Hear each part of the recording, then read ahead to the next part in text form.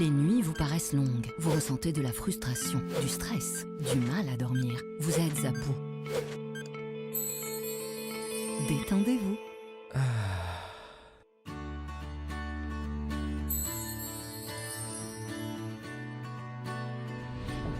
Réduction du temps d'endormissement, diminution des réveils nocturnes, relaxation. Une bonne nuit, ce n'est plus un rêve. Ce produit est un complément alimentaire sans dépendance disponible en pharmacie. N'hésitez pas à demander conseil à votre pharmacien. Mérinal, notre priorité, la qualité. Pour bien s'entendre, il faut bien s'écouter. Rendez-vous sur M, la petite radio du Grand Maghreb. Radio M, le café presse politique.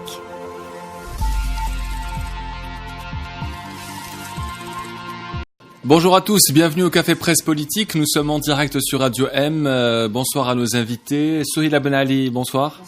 Yahsan Qadi, bonsoir. Bonsoir. Hassan Ouali, bonsoir. Daï Khadridi. Bonsoir. Et Lotfi Madani, merci d'être venu. On commence rapidement par ce qui vous a marqué cette semaine, l'image marquante de cette semaine. On commence avec vous, Hassan. Qu'est-ce qui vous a marqué cette semaine? C'est le plus long en général, c'est pas une bonne idée de commencer avec lui. Non, c'est Moulid Hamarouche. Alors ça va être court, ok. Moulid Hamarouche sur le perron de sa maison, et c'est les commentaires de quelques amis qui disaient que il est bien quand il n'écrit pas.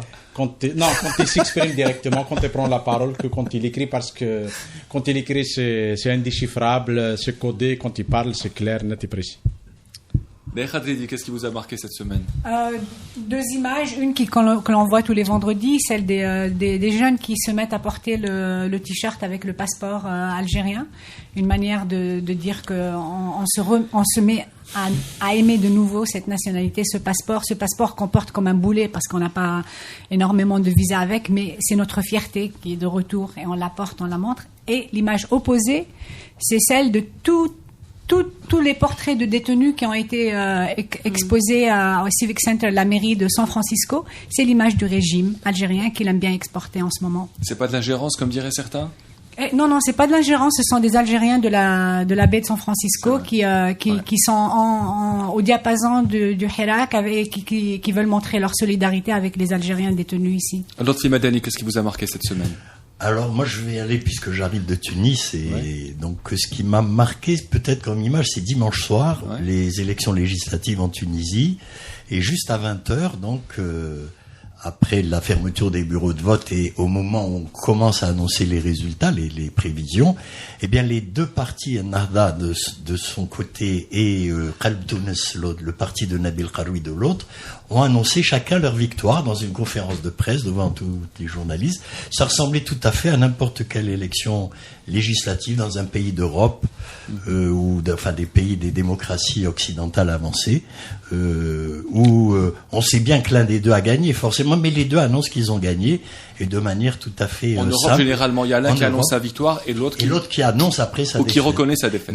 Mais au moment de l'annonce des résultats, la fermeture des bureaux, en général les deux grands partis annoncent qu'ils ont gagné. Et voilà, ça m'a un peu marqué en disant on est loin. Et nous y reviendrons évidemment. Souhila Ben Ali, qu'est-ce qui vous a marqué cette semaine? Les arrestations. Voilà, les arrestations, ça m'a encore marqué, particulièrement c'était en fin de semaine dernière, mais ça m'a encore marqué cette semaine, celle de Raj, de Jalel, de Haddad, voilà, des gens qu'on connaît. Tu connais ces gens? Haddad, tu veux dire? Bien sûr que je les connais. Hakim Haddad, Jalel, voilà, des gens, des jeunes sincères, engagés, des militants de la première heure. Voilà, ça m'a fait mal au cœur, ça me fait encore mal au cœur. Hassan, qu'est-ce qui vous a marqué cette semaine? J'avais une image négative, donc je change de registre parce que tout ce qui a été dit jusqu'à maintenant est plutôt sombre. Un Algérien, un sportif, un grand sportif persévérant, comme le Hirak, Tawfiq Makhloufi. Médaillé d'or à Londres en 2012, médaillé d'argent 2 fois à Rio en 2016, et qui sera au rendez-vous au Japon dans une année. Il a été vice-champion du monde à Doha. Personne ne l'attendait. Il n'a pas fait de chrono cette année. Ça fait 2 ans qu'il a disparu des écrans. Il travaille beaucoup. C'est un jeune de Tbessa qui s'est construit dans la douleur. Et moi, je me reconnais beaucoup en lui, et il porte les valeurs du Hirak. Moi, je pensais à Jamel Belmati. Oui, ça pourrait être une image la semaine. Jamel Belmati qui annonce son soutien au mouvement populaire. On peut dire ça. Et surtout qu'il désigne le ministre de la Jeunesse et des Sports. Oui. qui a dit que les stades en Algérie étaient mieux qu'en Égypte, en Tunisie et au Maroc. Marlofi, on a vu son image sur Twitter, je ne sais pas si vous l'avez vu, Oui. avec Miroubi, l'ancien ministre qui est candidat pour la présidentielle. J'espère que ça ne lui portera pas préjudice, apparemment, non pas dans Tout le cas monde cherche à le fréquenter, le problème n'est pas là. On commence par l'actualité du jour, c'est la Tunisie, c'est un pays voisin et on vient de l'apprendre. La justice tunisienne, la Cour de cassation, il me semble, a décidé de remettre en liberté Nabil Karoui, qui est arrivé deuxième au premier tour de l'élection présidentielle. Le second tour, c'est dimanche. Vous êtes établi à Tunis, Lotfi Madani. On vient d'apprendre l'information. Quelle lecture vous en faites ? Bon, alors c'est une information d'abord que en Tunisie que tout le monde attendait et que chacun appelait de ses voeux, notamment le président de la République, dans une adresse à la nation à la veille des élections législatives, où il demandait instamment à toutes les institutions tunisiennes de trouver une solution au cas de Nabil Karoui. Le porte-parole du secrétaire général des Nations Unies, Gutiérrez, il y a quelques jours, a annoncé, a demandé à ce que cette question soit réglée. Donc on a de grosses pressions internationales, de grosses pressions intérieures sur la Tunisie, où, pas assez paradoxalement, pour une décision qu'on a désignée comme politique, c'est-à-dire tout le monde disait que l'arrestation de Karoui, ça a été une décision politique de Youssef Chahed, chef du gouvernement, et de Nahda.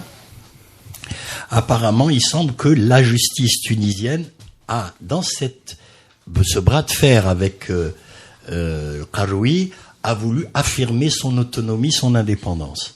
Donc on a à la fois effectivement des jeux politiques qui sont des jeux de la politique politicienne habituelle, y compris les coups bas, et en même temps une forte symbolique où même devant les instances internationales, devant les risques de boycott de l'Union européenne qui a clairement exprimé qu'il risquait de ne pas reconnaître la sincérité de ces élections, la justice tunisienne a continué vent debout à dire non, on ne libère pas Karoui.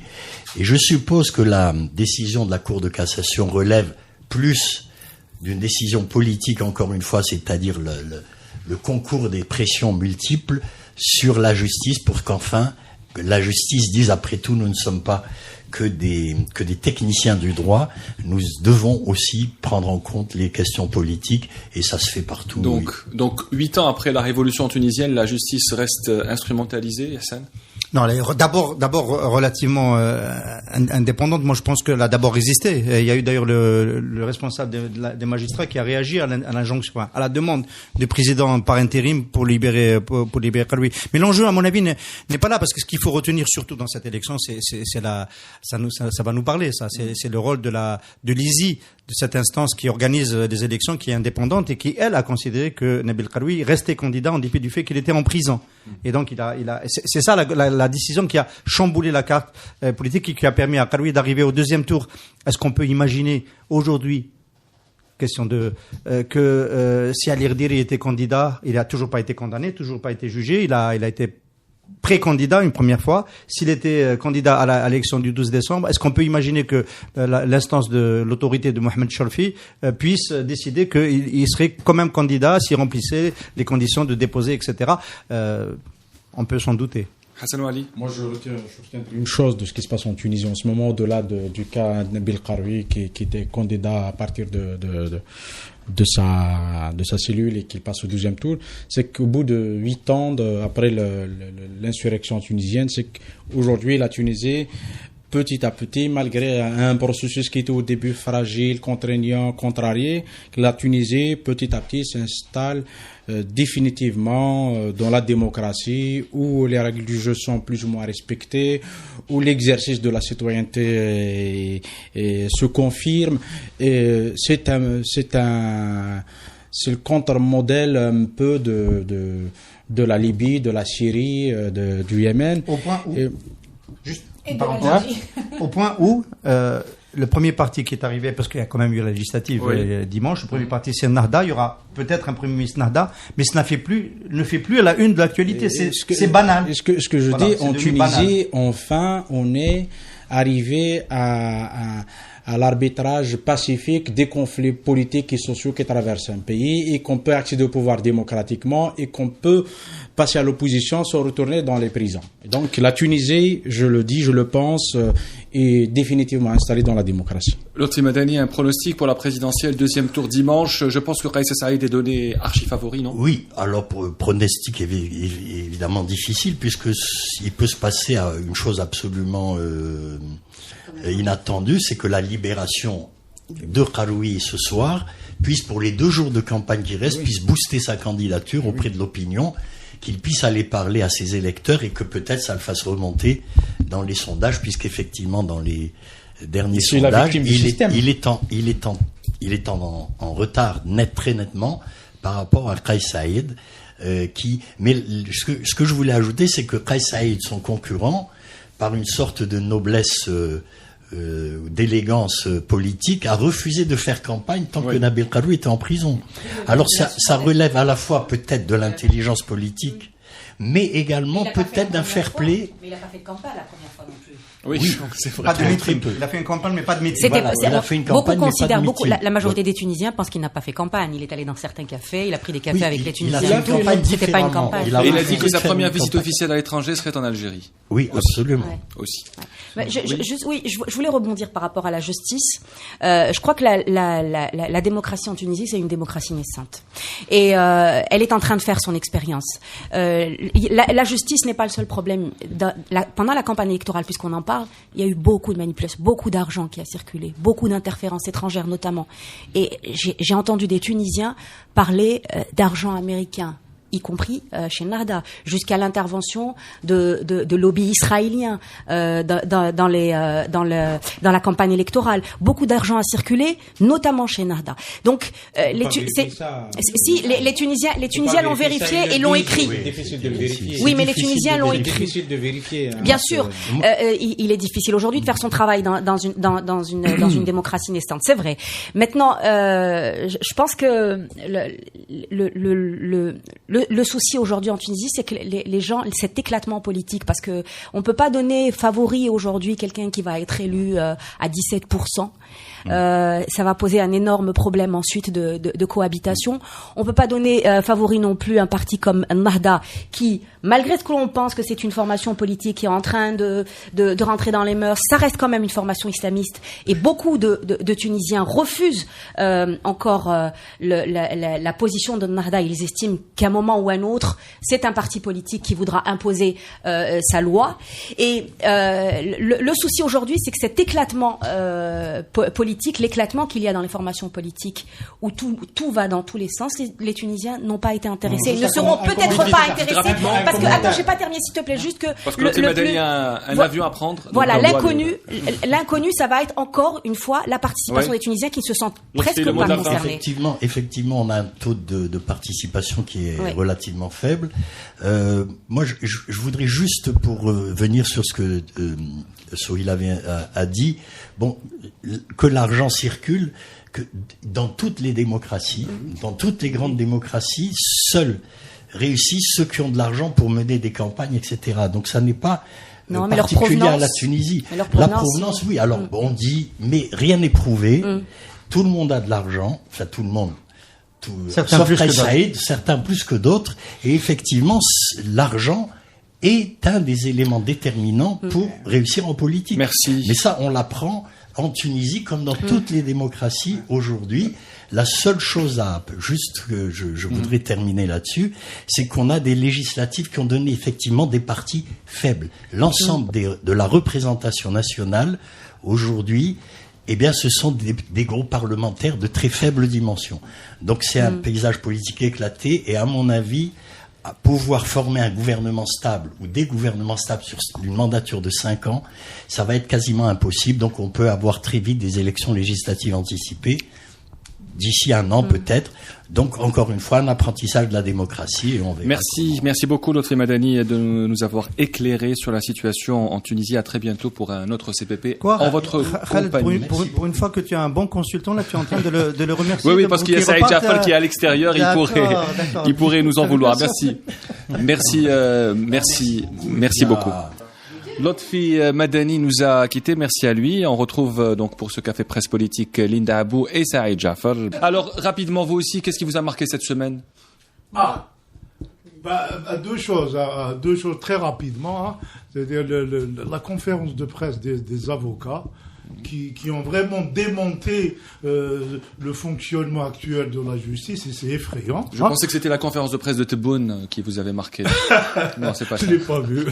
Comme beaucoup d'Algériens, j'imagine. Hein. Oui. L'autre élément, c'est le communiqué des journalistes de la radio qui est exceptionnel et qui m'a rappelé le communiqué du MJA dans les années en 88. Et comme vous avez dit, c'est bien que des journalistes rappellent, parce qu'on l'a oublié avec la presse privée, etc., qu'il y a un service public à défendre. Et du bruit qui remonte des puits, comme vous avez dit. Voilà. Linda Abou, oui, moi, rapidement, ce qui vous a marqué. C'est un moment que j'ai vécu. C'était un moment que j'ai vécu le dimanche passé au tribunal Sidi Mohamed. C'est le moment où Jalal Mokrani, Hakim Haddad, mes deux amis, lorsque je les ai vus descendre du camion de la gendarmerie. Oui, alors on va parler de ça évidemment avec le retour de la répression, notamment contre les étudiants hier, samedi, l'empêchement de la manifestation de commémoration du 5 octobre. Alors certains disent c'est l'apparition de la répression, d'autres parlent du retour de la répression. Dans tous les cas de figure, est-ce qu'on peut parler d'un tournant selon vous? Le tournant qui s'est déroulé cette semaine? Moi, je pense pas qu'il s'agit d'un tournant. Je pense qu'on est dans une spirale qui a commencé il y a plusieurs mois déjà. Moi, je pense qu'on est en plein macartisme. Il y a des listes qui se font. Les gens qui sont arrêtés pendant les manifestations, ils sont ciblés, ils sont connus. Et c'est un peu aussi à travers la conférence de presse dont parle Saïd Jafar, qui a été organisée par les avocats qui ont le courage de défendre les détenus politiques. Qu'on apprend un peu comment sont arrêtés certains, quelles sont les charges contre eux, et on nous explique par exemple que il y a les posts Facebook qui sont la raison pour laquelle certains sont accusés de porter atteinte à la sûreté de l'État ou autre chose, sont des posts qui datent de mai, de mars, d'avril. Donc il y a une sorte de travail, qui se fait rétroactivement sur ce qui a été écrit, sur ce qui a été dit, etc. Donc pour moi, je pense qu'il n'y a pas de tournant. Je pense qu'on est dans ça depuis déjà beaucoup, ça fait longtemps, et c'est très, très inquiétant parce que ceux qui sont au cachot n'en sortent pas encore. Et il y a un système qui est mis en place. C'est pas dans les manifestations on parle de Gaïd Salah, mais moi ce qui m'effraie c'est de voir tout cet appareil qui est mis en place, qui est organisé, qui est en une sorte d'alerte maximale pour réprimer le soulèvement populaire algérien. Linda Abou. Oui, je partage l'avis de Daïra. En fait, c'est un retour de la répression, mais c'est aussi une répression calculée. Chaque fois ils répriment puis ils arrêtent. Je pense que c'est une stratégie, c'est la stratégie du pouvoir. Ils répriment, mais aussi ils ne veulent pas, ils évitent le dérapage. C'est pour ça qu'ils répriment un moment, puis ils arrêtent, puis ils répriment à nouveau. Si on revient en arrière, avant les marches, les manifestants montaient jusqu'à le palais du gouvernement ou un peu plus loin, et après les barrages commençaient à descendre jusqu'à Audin, et maintenant ils veulent arrêter les étudiants à Saht Chouhada, ils ne veulent pas qu'ils s'approchent du centre. Donc c'est une stratégie, c'est une répression calculée. Est-ce que vous pensez, Saïd, qu'on veut arrêter ces manifestations, notamment celles des étudiants, qu'il y a une volonté de stopper tout cela? Probablement, très clairement à mon avis. Hein. C'est-à-dire, il y a une escalade, c'est leur campagne électorale qui est perturbée par le fait que le mouvement populaire pacifique, toujours pacifique, se maintient, hein, malgré le starter qu'ils ont donné aux élections, malgré le fait qu'ils avaient quelques candidats. Aujourd'hui, ils se rendent compte, qui parle aujourd'hui des élections à part Chourour TV et Nahar, etc. Personne. En Algérie, les Algériens ignorent cette élection déjà. Donc ça leur pose un vrai souci. À mon avis, ils sont dans une stratégie d'escalade pour essayer d'arrêter le Hirak avant le 1er novembre, qui va être probablement une date importante, parce que c'est un vendredi. Je pense qu'ils sont dans cette stratégie, ils mettent le paquet. Hassan Ouali, c'est un avant-goût avant le début de la campagne électorale qui n'a pas encore commencé, il faut le préciser. Ah oui, Deikha a bien fait de rappeler que la répression a été mise en branle dès l'éruption du 22 février. Parfois, elle recule parce que la mobilisation est telle qu'on ne pouvait pas empêcher, parce qu'il y a un rapport de force, parce que la mobilisation est très forte. Mais la répression était permanente, elle est permanente. On assiste à un durcissement parce qu'effectivement, il y a l'agenda politique du pouvoir, c'est-à-dire l'élection de 12 décembre. On veut forcer la main aux Algériens, on veut les contraindre à aller voter, mais tout le monde constate que la répression a toujours eu son effet contraire, l'effet inverse. Ça pousse les gens à sortir, ça ne dissuade pas, au contraire. Et aujourd'hui, l'élection présidentielle, elle est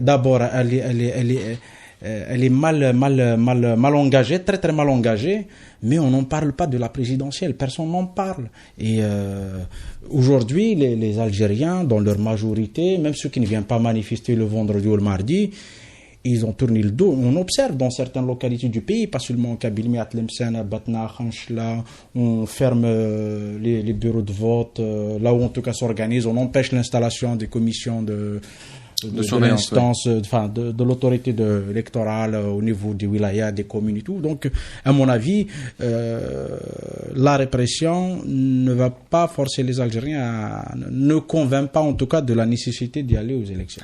Est-ce que vous y croyez, Hassan, qu'il y a une nouvelle étape dans la répression, ou ça a toujours été le même niveau depuis des mois? Il y a eu une graduation en fonction des échéances et des moments politiques. Effectivement, aujourd'hui, le pouvoir s'est mis la pression sur lui-même en choisissant cette date du 12 décembre. Et au lieu de prendre les mesures qui auraient pu nous mettre dans le doute, c'est-à-dire des mesures de mise en confiance de la population, de ce qu'on appelle les mesures d'apaisement. Enfin, j'aime pas beaucoup cette expression. Il a choisi l'orientation inverse, c'est-à-dire de déblayer le terrain devant l'élection de manière violente et brutale, avec les interpellations, les arrestations et les condamnations. Sauf que ce choix, il est pas sans facture, il n'est pas sans incidence. Ce choix, d'abord, il crée un grand malaise politique. C'est-à-dire que c'est difficile de parler de politique quand la preuve, c'est que nous-mêmes, on n'arrive pas à parler. D'habitude, on démarre toujours par un sujet politique. Dans le CPP, aujourd'hui, on l'a fait pour la Tunisie, mais quand on a parlé de l'Algérie, on parle de la répression. C'est un peu comme ça, partout. On parle essayer de défendre les détenus, où est-ce que ça va aller, les services, leurs stratégies, etc., etc. Donc, l'incidence, c'est que ça tue le politique. Alors que c'est supposé être un moment politique. 1. 2. L'autre incidence, quand ça tue le politique, ça perturbe les candidats aussi qui veulent y aller, les pré-candidats, style notamment Ali Benflis. Le deuxième volet, c'est qu'aujourd'hui, l'image de ce mouvement populaire, l'image de l'Algérie au niveau international, la situation en Algérie est en train de changer. Il y a eu cette première interpellation d'une parlementaire européenne. Il y a des rapports d'ONG qui sont en train de remonter sur la situation des droits de l'homme. J'ai été ce week-end à Medrassen pour courir le marathon. Nous sommes Maghreb émergent, partenaire du marathon de Medrassen, pour courir une partie du marathon, pas la totalité de la distance. Nous avons fait le Hirak à Batna. À Batna, les militants qui ont été arrêtés, les animateurs, ont été tabassés à chaque fois qu'ils ont été arrêtés. Ils ont été frappés. Donc, les méthodes, enlèvement, disparition pendant un certain moment, brutalité, les dernières semaines, brutalité, ça nous replonge dans l'Algérie des années 90. L'Algérie est en train de ressembler, avec les méthodes de répression, revenir dans l'agenda international comme un pays où la sécurité des citoyens n'est plus garantie. Souhaila Ben Ali, qu'est-ce que vous en pensez, vous, de ce qui s'est passé cette semaine? C'est ce qu'on craint, en tout cas, c'est ce qu'on craint. Moi, j'ai vu sur le terrain, parce que si on parle de répression sur le terrain, moi, j'ai vu sur le terrain, j'ai pas vu de la répression depuis le début. Il y a eu de la répression au début. Effectivement, le 24, la volonté du pouvoir, c'était que la rue ne se joigne pas des mots d'ordre politiques. Et c'est ça qui a fait que, par exemple, le Mouatana ait été réprimé, que ses dirigeants aient été réprimés, emprisonnés, relâchés et tout, mais voilà. Ensuite, ce mouvement a été ce qu'il a été. On a bien compris qu'on ne pouvait pas le stopper. Tout se passait très bien sur le terrain. La manifestation des étudiants qui a été réprimée cette fois-ci, elle l'avait été déjà fin mars, début avril. Pour la première fois, les étudiants avaient été gazés directement. au gaz lacrymogène. Oui. Et ils avaient reçu des canons à eau. C'était donc on n'est pas dans la première répression, si je puis dire. Voilà. Donc la répression a évolué. Elle a évolué avec les objectifs. Aujourd'hui, l'objectif du pouvoir, c'est d'aller coûte que coûte vers des élections. On l'a bien compris. Quoi que ça en coûte. Je ne sais pas jusqu'où est-ce il est prêt à aller, mais pour l'instant, ces interventions sur le terrain sont des interventions pour pouvoir permettre un minimum de conditions sur le terrain pour assurer des élections. Voilà. La répression, elle touche aussi les journalistes. On va pas parler de nous, mais on va parler de cette profession importante qui est malmenée depuis plusieurs mois, depuis le mois de février. Il y a un journaliste en prison, même s'il n'est pas emprisonné à cause de ses activités directement liées au journalisme, mais on trouve toujours les prétextes pour emprisonner les journalistes. Est-ce que c'est un sale temps pour les journalistes d'Aïcha Dridi? Moi, je pense que Sofiane Merakchi est emprisonnée en tant que journaliste. Et pour non, une officiellement, activité... je veux dire officiellement, c'est-à-dire les chefs d'inculpation, ce n'est pas les images des manifestations qu'il donne à des médias étrangers. Je veux dire, c'est la base. Je veux dire, même lui, il le fait en tant que producteur, mais c'est-à-dire n'importe qui aujourd'hui peut être accusé de donner des images, de montrer des images de manifestations. C'est quand même complètement absurde et incroyable. En fait, ce qu'on veut arrêter, c'est la diffusion d'images. Il a pas réussi à étouffer au point de vue nombre les manifestants le vendredi, donc on essaye d'étouffer les images qui vont sur les grandes chaînes arabes, Al Jazeera, etc. Donc ça, c'est pour moi, Sofiane Merakchi qui est en mandat de dépôt à cause de ça, c'est tout à fait un problème de journaliste. Et à la répression directe, il y a toi, tu as été interpellé, Linda a été interpellée, Mustafa Benfoudi a été interpellé. Toi, tu es là, tu es ponctuel. Tu viens, tu arrives, tu fais tes tweets. Moi, je te suis parce que j'ai toute l'information dont j'ai besoin quand moi, je peux pas être sur la rue constamment comme toi. Et donc, on est des milliers à avoir besoin de tes tweets, de tes informations que tu donnes de manière toujours très et voilà. Donc, tu te fais interpeller, tu es dans la manifestation, on te prend. Linda, c'est la même chose. Mahdi Alioui du HuffPost, ça, ce sont mes collègues que je connais directement. Mais il y en a d'autres qui le font pour d'autres sites, pour d'autres journaux. Il y a les deux journalistes de Khabar qui ont été convoqués longuement, interrogés sur un article ou deux. Je ne suis pas au courant, mais je sais qu'ils ont. Qui a été frappé, celui de RT notamment hier aussi. Voilà, donc il y a une pression. C'est pas pour parler des journalistes et dire ils sont victimes. Il y a une pression sur la diffusion d'informations, d'images, d'opinions sur ce qui se passe du mouvement. Et il y a ça. Et par ailleurs, il y a la contre-attaque du pouvoir qui est très organisée. Encore une fois, il y a les tweets. Qui sont des tweets qui sont pas des vrais comptes. Il y a un chercheur, Mark Owen Jones, qui a fait une très bonne recherche. Je sais pas pourquoi il n'y a pas eu d'article sur ça, sur tous les tweets qui ont été envoyés le 22-23 septembre. Al Jazeera El Tantakhib, Laysa bi Ismi, qui sont pour l'élection, etc. Et il démontre que ce sont des comptes. C'est des milliers de comptes qui ont été créés du jour au lendemain. Et donc il y a une organisation. Une contre-attaque, il y a une véritable contre-attaque organisée sur juste une parenthèse, c'est une agence de presse très fiable, Khaldrani, sauf qu'hier il a censuré une information, l'arrestation d'un journaliste Moukhadram à l'Arabie Ben Mehdi, il n'en a pas parlé, qui fréquente le CPP, on ne sait pas pourquoi. Saïd Jafar. En fait, ils sont dans le modèle des années 90. Le modèle des années 90, c'était quoi? C'était, on verrouille tous les médias, la presse étrangère est exclue, et on organise un huis clos, et on gère le pays brutalement, sans témoins, etc. Le problème aujourd'hui, c'est qu'il y a Facebook, entre-temps, il y a eu Facebook, et donc c'est pour ça que ça paraît vraiment absurde de s'attaquer aux journalistes, alors que Facebook fonctionne. Il faudrait qu'ils aient une entente avec Marc, très lointain, pour tout verrouiller, pour que ça puisse fonctionner. Donc c'est vraiment contre-productif. Ça donne ça donne juste une image dépassée, vieillotte et brutale du régime algérien, qui veut organiser des élections censées être le moment de la démocratie. Moi, je trouve que c'est plus vicieux que ça, Saïd, parce que ils attaquent les gens, ils font peur avec Facebook maintenant. Les gens ont très peur de ce qu'ils postent, de ce qu'ils se partagent, parce que quand ils entendent le juge dire pour un post Facebook, ça prend une dimension. C'est tout le monde qui fait des posts Facebook. Souhaïla Ben Ali, vous êtes journaliste. Il y a une entreprise de terrorisation, on dit ça, terrorisation, de terroriser les citoyens et les journalistes. Souhaïla Ben Ali, vous êtes journaliste à la radio encore, et il y a eu un communiqué hier de vos confrères de la radio qui est un communiqué très courageux. C'est l'image marquante de la semaine de Saïd Jafar. C'est très difficile aujourd'hui de garder son indépendance ou au moins sa neutralité quand on est à la radio. Oui, il faut se battre. Il faut se battre tout le temps, c'est fatigant, mais bon, il faut se battre.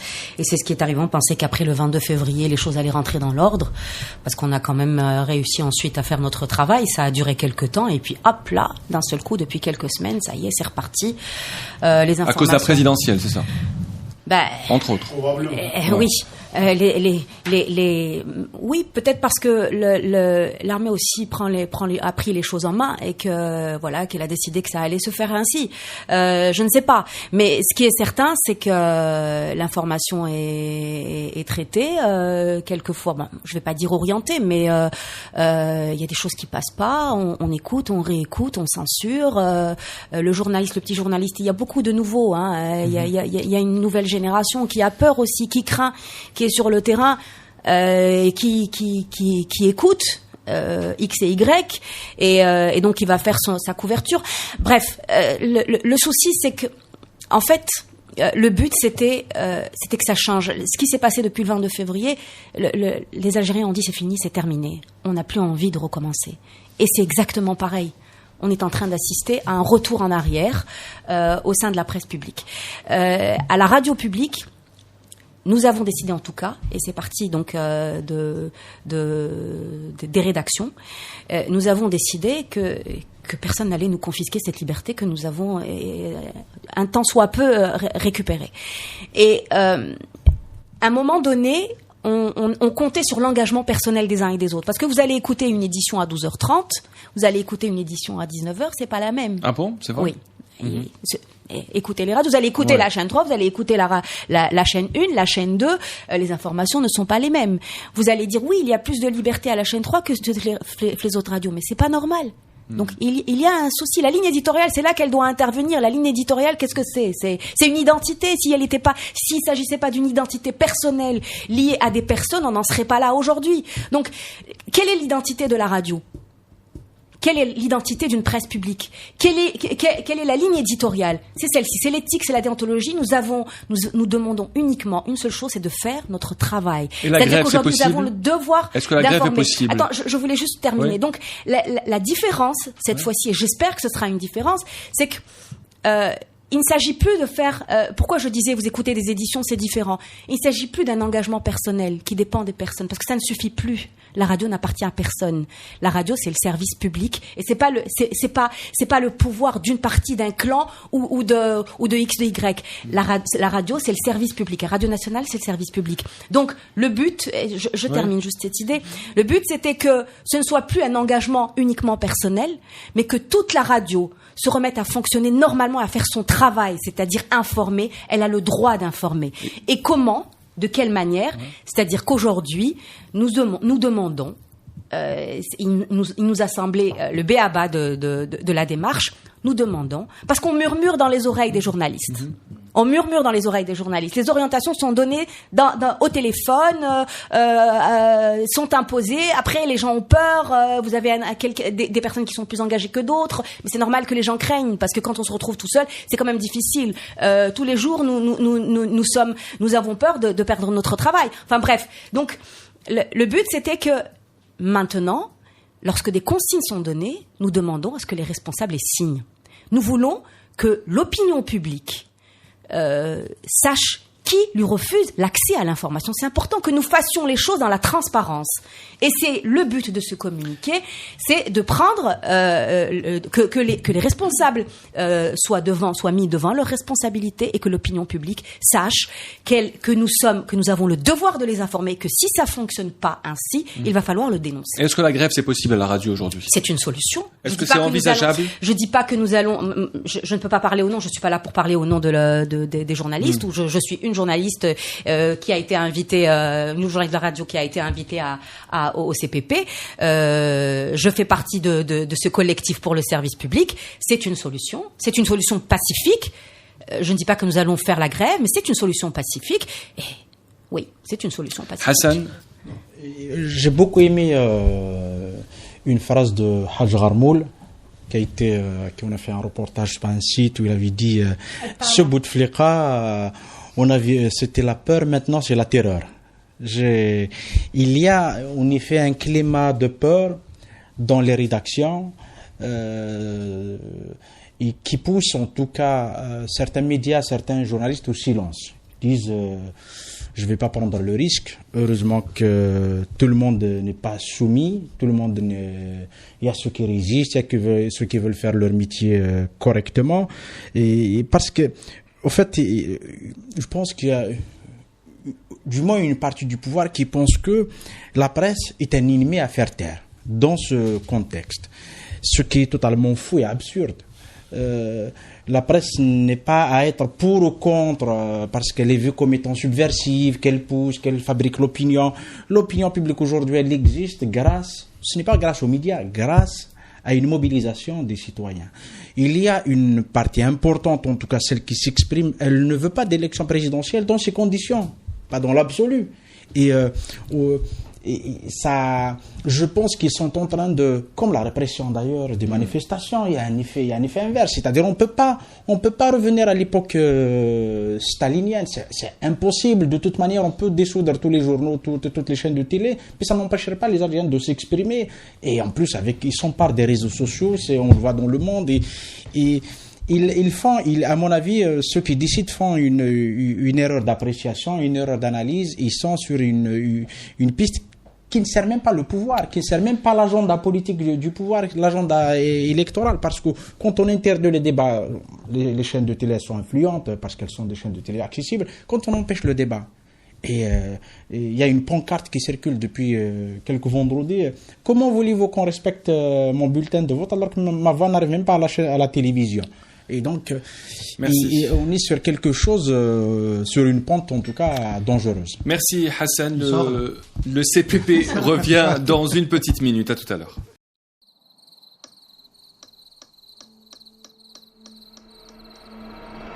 Les nuits vous paraissent longues. Vous ressentez de la frustration, du stress, du mal à dormir. Vous êtes à bout.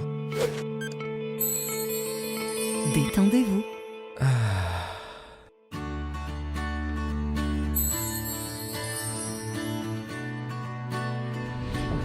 Réduction du temps d'endormissement, diminution des réveils nocturnes, relaxation. Une bonne nuit, ce n'est plus un rêve. Ce produit est un complément alimentaire sans dépendance disponible en pharmacie. N'hésitez pas à demander conseil à votre pharmacien. Mérinal, notre priorité, la qualité. Bienvenue à la deuxième partie du CPP.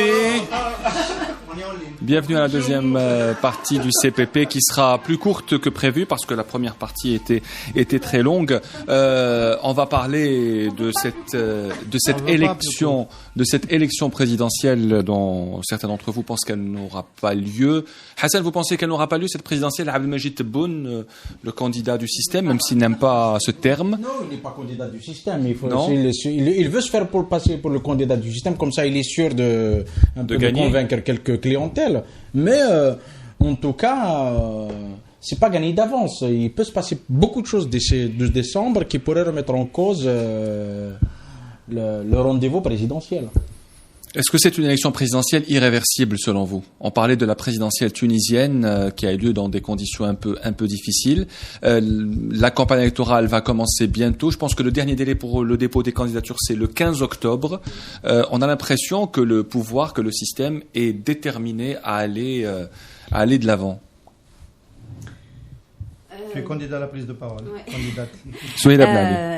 Non, je crois que c'est la grande inconnue. Personne ne peut dire s'il va y avoir des élections ou pas. En tout cas, si on s'achemine ainsi de la sorte, on a bien vu que la répression s'est installée. Le ton va durcir aussi parce que les manifestants ont bien compris quand ils ont décidé de sortir le 22, qu'ils n'allaient pas revenir en arrière. Donc ça va être difficile d'organiser des élections. Le tout, et je crois que ce mouvement populaire, et les Algériens l'ont compris, le tout c'est de continuer à rester pacifique. C'est tout. C'est-à-dire quoi qu'il en soit, même si demain ce mouvement populaire va s'opposer à ces élections, je ne sais pas de quelle manière, et ça a commencé d'ailleurs dans les régions, dans les wilayas, qu'on continue à le faire ou qu'ils continuent à le faire de façon pacifique. Mais la question, moi, qui m'interpelle, c'est pourquoi est-ce que ce pouvoir veut à tout prix organiser des élections? C'est la question à laquelle je n'arrive pas à répondre. Pourquoi est-ce qu'il s'entête à vouloir aller vers des élections? Je ne pense pas que ce soit pour présenter un candidat. Tu viens de parler de Tebboune. Je ne pense pas que ce pouvoir est un candidat. Il n'en a pas. Il aurait aimé. Du reste, il aurait aimé. On a l'ancien ministre de la communication, comment encore une fois, Mihoubi. On a Mihoubi. On n'est pas obligé de citer les noms. Oui, bon, pourquoi pas? Il se dit bon, il y croit pas trop non plus, mais il se dit bon, on va voir ce que ça pèse. Pourquoi pas? On a besoin du minimum pour pouvoir aller vers cette élection. Mais il sait très bien. Et je ne pense pas que ce pouvoir est un candidat. Ce qu'il craint, à mon avis, c'est que parce que plus le temps passe pour ce mouvement populaire, plus on sent une organisation et plus on sent qu'il a mûri. C'est un mouvement qui a mûri, qui a énormément mûri. À mon sens, ce qui est craint davantage aujourd'hui par le pouvoir, c'est que ce mouvement populaire arrive à s'entendre et à présenter un candidat. Et si on continue comme ça peut se faire. Ce n'est pas exclu, ça peut se faire, même si c'est un candidat qui ne fera pas l'unanimité, mais c'est un mouvement qui a tellement mûri, qui est capable de faire face ainsi en présentant un candidat. Voilà. Le temps joue en faveur du mouvement populaire. Hassan voulait prendre la parole. Non, Hassan voulait prendre la parole rapidement, non? Alors, Linda. C'est juste pour préciser que la répression, c'est à Alger, pas dans d'autres villes. Linda? Oui, juste pour les élections, en fait, on a le pouvoir qui est décidé à tenir ces élections et on a de l'autre côté une grande partie du peuple qui rejette. Mais on ne voit pas de signe qui dit que le pouvoir va lâcher ces élections. Au contraire, sur le terrain, là, je reviens au sujet de la première partie, pour les journalistes et la presse en général. Moi, j'explique la répression et la pression exercée sur les journalistes par avec les élections du 12 décembre. En fait, sur le terrain, si on remarque, il ne reste pas beaucoup de journalistes ni beaucoup de médias qui assurent la couverture, qui font des directs. Les directs, il reste 4 ou 5 médias qui assurent les directs des manifestations, qui osent encore publier des vidéos et des photos. Donc, pour maintenir ces élections, ils ont choisi l'option de la terreur, de faire peur aux quelques journalistes qui restent, qui assurent la couverture. Sinon, comme j'ai dit au début, on a le peuple qui rejette, le pouvoir qui veut maintenir ces élections, et on a maintenant des observateurs qui parlent de dérapage. Il y a des gens qui ont peur d'un dérapage si on maintient les élections du 12 décembre. Saïd Jafar? Alors, je vais peut-être répondre à celui-là. Il veut les élections parce qu'il ne veut pas changer.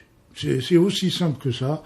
Les élections faites dans des conditions actuelles, ça veut dire que rien ne change. Quel que soit le bonhomme qui va s'installer à Al-Mouradia. Et c'est ça qui est quand même le plus inquiétant dans ça. Ce pouvoir-là a eu une opportunité unique au monde de faire un changement avec le soutien de la population, d'accompagner la population dans un changement, de faire la chose en douceur et de ne pas se remettre dans la configuration très classique d'un peuple qui veut aller de l'avant et d'un régime qui veut le retenir en arrière. Or, les premiers mois du Hirak, c'était ce mouvement ascendant.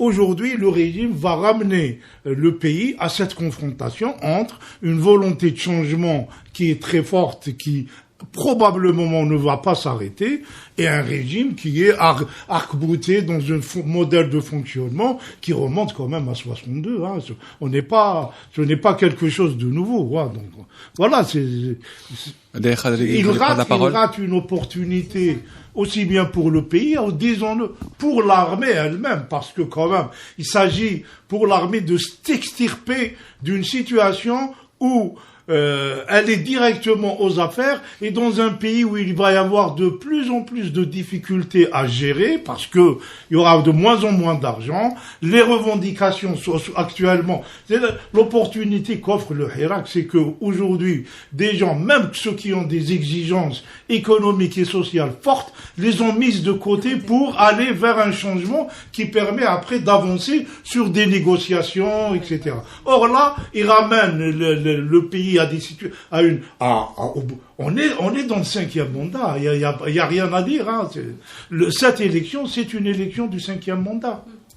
Daïcha, vous vouliez parler ? Oui, moi je voulais juste dire que c'est vrai, on en parlait avec Saïd, ça me rappelle le début des années 90, et ils font toujours les mauvais choix, ils prennent toujours les solutions les pires au lieu d'essayer de trouver d'apprendre un peu de l'histoire de ce pays. Donc, ils sont en train d'imposer, de continuer par la force.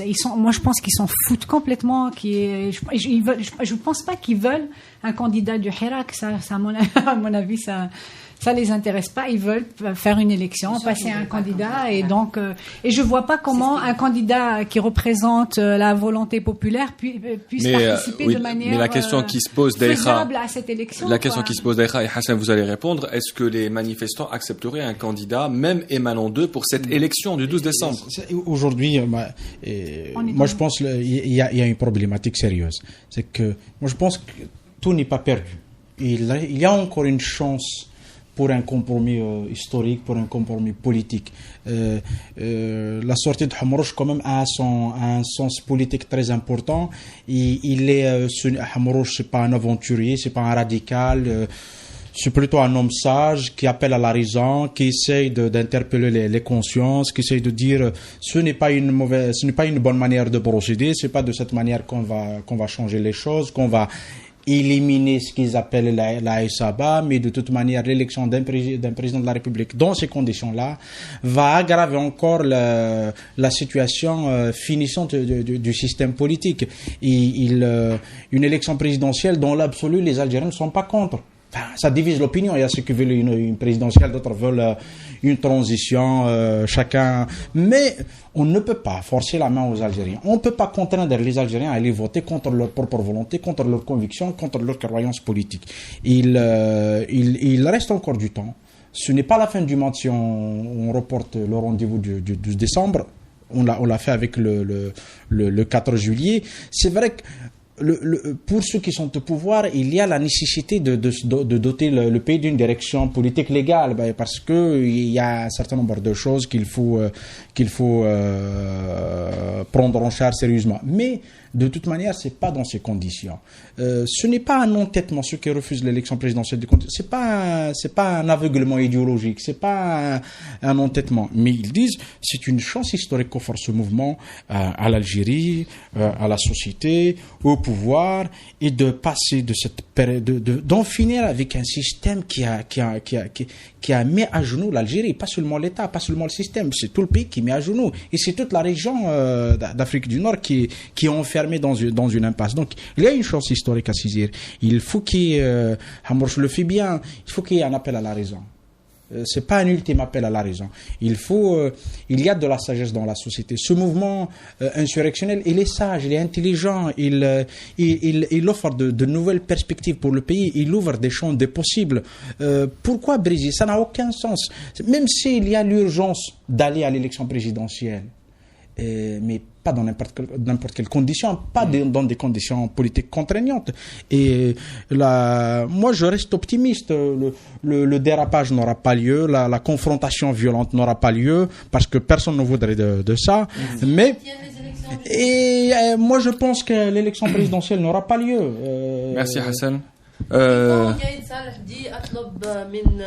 a dit pour je ne sais plus quoi, je ne sais plus, il a dit pire avant le 18 avril et il a dit pire le 4 juillet, mais c'est pas là le problème. Et il faut observer les dynamiques, elles sont importantes plus que un discours ou une déclaration. Ihsan, vous avez le choix entre deux questions. Ça passe ou ça casse, et où se trouve Gaët Salah? Alors, qu'est-ce que vous choisissez? Alors, c'est vrai que je peux répondre aux deux, j'ai le droit, non? Je ne vais pas parler de toute l'émission. Tu vas nous donner un scoop, alors? Je ne vais pas vous censurer, ne vous inquiétez pas. Non, ça commence à beaucoup ressembler à la fin du 4e mandat de Abdelaziz Bouteflika. C'est-à-dire, on a quelqu'un qui avait fait le vœu de rester président à vie et qui impose au pays une élection 5e mandat qui ne pouvait pas tenir la route. Et on a quelqu'un, Ahmed Gaët Salah, qui a fait le vœu de rester à la tête de l'armée quasiment à vie, parce que bon, on n'arrive pas à l'imaginer accepter de quitter cette fonction. Et d'ailleurs, tout ce qu'il a fait jusqu'à maintenant ressemble à la démarche de quelqu'un qui veut y rester, et qui se retrouve dans une situation avec probablement un problème de santé, parce qu'on parle d'un problème de santé maintenant. Il s'est beaucoup dépensé depuis le début du Hirak, et il se dit que donc à Oran, il n'a pas pu prendre la parole, et là c'est le secrétaire général le faire à sa place. On verra dans les prochains jours si cela se confirme. Et donc, la similitude entre les deux situations devient très caricaturale. Enfin, Saïd vient de dire, on est dans un 5e mandat. Effectivement, on est dans un 5e mandat qui cherche à se légitimer. Qu'est-ce qui peut rendre réversible le processus électoral? C'était la question de départ de cette deuxième partie.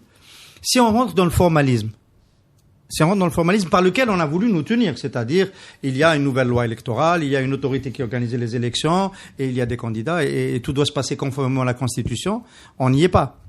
La révision des listes électorales s'est faite sans l'autorité. C'est un enjeu, c'est un véritable enjeu. Qui va voter? Qu'est-ce que c'est le corps électoral? On nous a déjà beaucoup bidouillé des corps électoraux qui ressemblaient pas à la réalité. Bon, la commission de Chauffy n'a pas participé à ça, elle était en train de s'installer. La prise en charge du processus électoral au niveau local. Il demande combien? Il demande 500 000 personnes. Il demande 50 000 agents payés par l'État pour le soutenir au niveau local. Il les a pas. Donc, on n'est pas dans un processus où c'est cette autorité qui va contrôler les élections, les organiser, et donc on ne va pas compter sur elle pour nous donner les résultats de quelque chose à laquelle elle n'a pas participé. Donc, on n'a pas les éléments juridiques qui ont été annoncés pour faire des élections transparentes. Est-ce que ça a une incidence sur le processus électoral? On n'y est pas là, on est dans le formalisme. Au niveau politique, c'est ça qui est le plus important, c'est quelque chose qui est en train de se casser la figure. Au niveau politique, c'est quelque chose qui est en train de se casser la figure. Et moi, je note que, je l'ai déjà dit au mois de novembre pour Saïd Bouteflika, si Ahmed Gaët Salah et son entourage ne commencent pas à réfléchir à un plan B tout de suite, il risque le même sort que Abdelaziz Bouteflika. Je suis très clair. Le même sort, peut-être on ne souhaite pas de violence, etc., mais le même sort. Le plan B, ce serait quoi aujourd'hui? Le report, c'est une évidence. Il y a des gens qui Mouloud Hamrouche n'a jamais dit qu'il était disponible pour jouer un rôle. C'est la première fois qu'il vient de le dire. Parce que la situation s'est beaucoup tendue. C'est ça que j'ai retenu dans son message. Parce que moi, je savais qu'il allait pas aller l'information n'est pas là. Mouloud Hamrouche ne va pas à l'élection du 12, c'est pas une information. L'information dans ce qu'il a dit, c'est que la situation est aujourd'hui tellement tendue qu'il a, sous l'insistance de ses interlocuteurs, ouvert la porte à une option, être l'homme de consensus. Et nous, dans la société civile, nous travaillons depuis un moment avec la pression que nous subissons sur ce scénario. Je peux le dire, je ne trahis pas un secret. Avec les partis politiques du PAD et les partis politiques du 6, de ce qu'il en reste autour de Rahabi, nous essayons de travailler sur un report, une négociation politique, cette fois-ci directement avec l'armée ou ses représentants, un accord politique global selon le modèle soudanais, un consensus et quelqu'un pour incarner le consensus pour ne pas faire peur à l'armée. Et ça serait Mouloud Hamrouche. On ne veut pas arriver au casting à ce stade-là parce que le casting divise toujours. Ouais. Mais la démarche, c'est celle-là. Et cette démarche-là préserve les formes. C'est-à-dire que si on fait un report pour quelque chose de constructif. C'est pas une défaite pour ceux qui ont voulu faire le 12. C'est une porte de sortie qui permet à tout le monde de se retrouver. C'est très intéressant. Mais le modèle soudanais, moi, ça mérite un peu. C'est l'accord. Il faut oublier l'Arabie Saoudite, les intervenants extérieurs. Il faut juste retenir la démarche. Un accord politique global avec une feuille de route de 3 ans. Voilà. Ce qu'il faut ajouter, puisqu'on parle de Hamrouche, moi, ce que j'ai retenu, c'est que l'appel à ne pas avoir peur aux dirigeants. Parce que en fait, le gros problème est d'ordre psychologique. On a l'impression que ceux qui tiennent le pays ont peur. Et il s'agit, en fait, de les rassurer, de leur dire, il faut que le pays avance, il faut pas que votre peur, paralyse le pays et le mène vers des confrontations. Et c'est ce que dit Amrouche. Une présidentielle telle que ça s'élance, ce n'est vraiment pas une solution. C'est un ingrédient de plus qui va compliquer la solution au problème, alors qu'il y a des démarches plus raisonnables que le mouvement populaire offre. C'est un mouvement qui n'est pas violent, qui n'est pas radical, même quoi qu'on dise, qui regroupe différentes classes sociales, qui regroupe différentes idéologies, différents courants politiques. On n'a jamais eu en Algérie un mouvement aussi consensuel, aussi représentatif de la nation. Et c'est une opportunité vraiment historique pour tout homme responsable de saisir ça et de construire dessus. L'ignorer ou bien s'opposer, c'est vraiment absurde, c'est déplorable, hein, voilà. Est-ce que vous êtes optimiste comme Hassan ou Ali pour les prochaines semaines et les prochains mois? Ah oui, surtout, on a le... Non, c'est comme Hassan Ouali, donc c'est pas à toi que la question s'adresse. Non, voilà. Le 1er novembre, c'était un vendredi. Non, je voulais juste dire ça. Le 1er novembre est un vendredi. Moi, je suis tellement optimiste que je voudrais qu'on cesse de regarder dans le passé comme si c'était un référent. Le seul, l'unique. Voilà. Non, moi je suis pas du tout optimiste et j'aimerais bien dire quelque chose qui est peut-être pas politiquement correct. Mais j'aimerais le dire, moi je suis j'ai le cœur très serré de ce que je vois. Il y a on baigne dans une atmosphère oppressante. Il y a moins de gens qui osent sortir. Et il y a beaucoup plus de matraques, de répression, de peur, etc. Et donc, dans cette atmosphère-là, je voudrais accrocher mon optimisme et dire quelque chose de positif et rendre hommage aux avocats qui défendent les détenus dans les conditions qu'on sait, certains qui sont sans le sou, qui se battent pour les détenus politiques dans des conditions vraiment déplaisantes, et pour les journalistes qui continuent à ne pas nous faire des leçons sur Facebook, à nous donner des leçons, à nous dire ce qu'il faut penser, à comment faire la révolution, mais à nous informer, à nous donner toutes les informations dont on a besoin pour continuer à comprendre ce qui se passe. Voilà. Moi, je suis optimiste parce que malgré la peur, malgré la terreur et malgré la pression, il y a encore des Algériens qui sortent mardi, vendredi et tous les jours où il y a des sit-ins et des rassemblements de soutien aux détenus d'opinion devant les différents tribunaux. Genre, les étudiants aujourd'hui ont organisé plusieurs rassemblements dans les différentes universités sur tout le territoire national. Il y a encore des journalistes qui descendent, qui filment et qui nous informent. Donc je suis beaucoup plus optimiste par rapport à ça. On avait dit au début, quand le mouvement avait commencé, on a toujours dit ce mouvement populaire ne peut réussir et ne peut continuer et perdurer que s'il est observé partout, c'est-à-dire dans les institutions, ce hirak doit être partout. Ce n'est que comme ça qu'il peut continuer à exister. Et c'est ce qui est en train d'arriver. Et c'est pour ça que je suis optimiste, parce que je me dis que même au sein de la police, que même au sein des services de sécurité, avant tout, ce sont des gens de ce peuple. Il y a aussi des gens de ce peuple. Au sein de la police, ce sont des éléments parmi eux.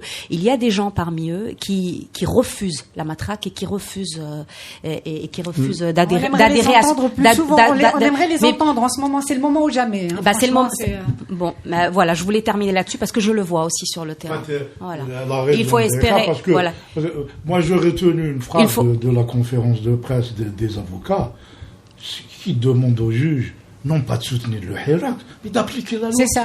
Actuelle, hein, la loi actuelle. Ils demandent même pas d'appliquer la loi. Vous avez des gens qui sont arrêtés.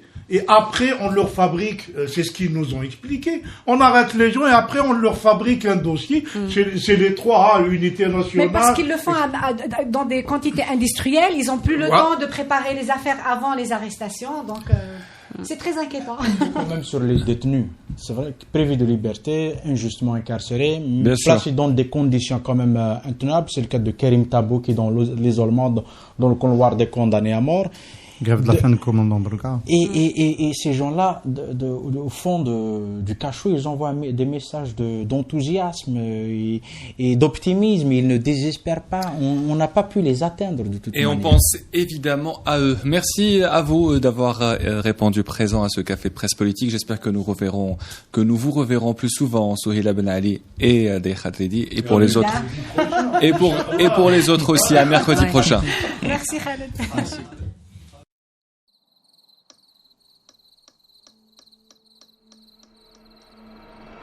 Les nuits vous paraissent longues, vous ressentez de la frustration, du stress, du mal à dormir, vous êtes à bout. Détendez-vous.